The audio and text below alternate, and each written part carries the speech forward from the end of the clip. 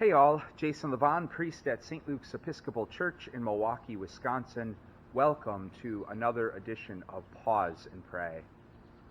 I'm grateful in the midst of all of this pandemic, where summer hasn't seemed real because of all that's been unfolding and all that's been so unfamiliar that we're all living through.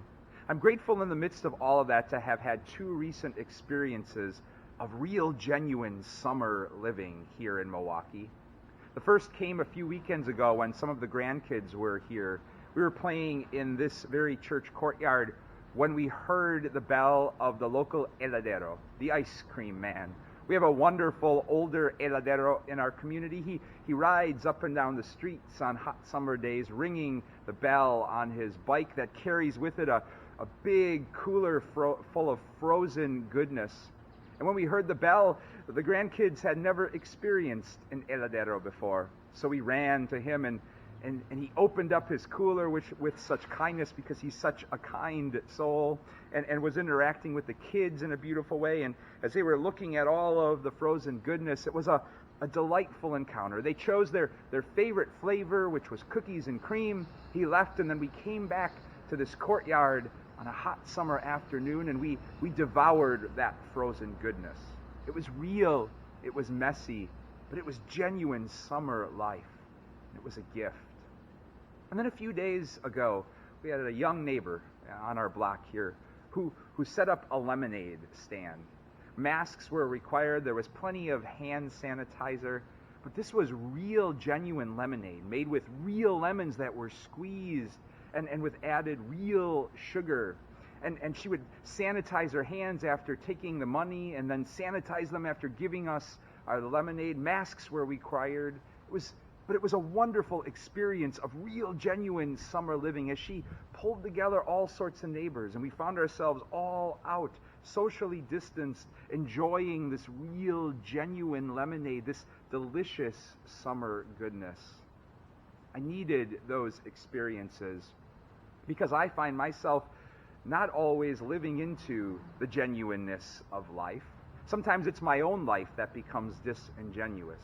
I can be really good at wearing masks around certain people or in certain circumstances, either because I'm afraid to be genuine or I just don't want to be. I just want to go through the motions. And sometimes that's where we find ourselves, just kind of going through the motions in life without any sense of real, genuine life or living.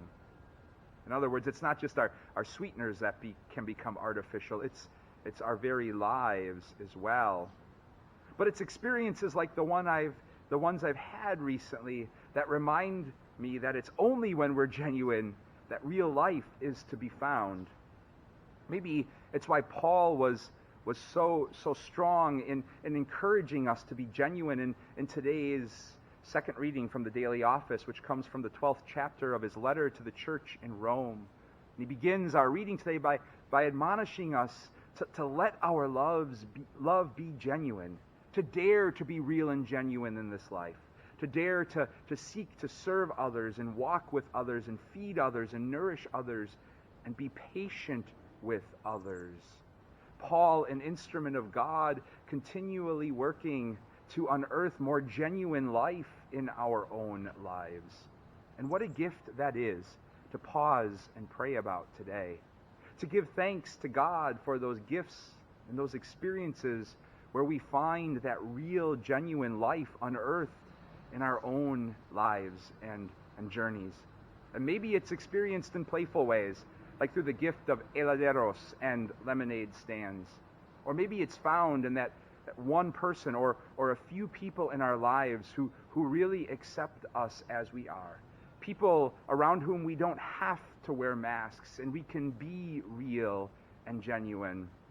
And to thank God for that gift of calling us back and unearthing genuine life again and again. And in that work and action, maybe just maybe, daring to believe that God understands and loves us in all our genuineness, just as we are, right here and right now. God's peace and blessings to you all.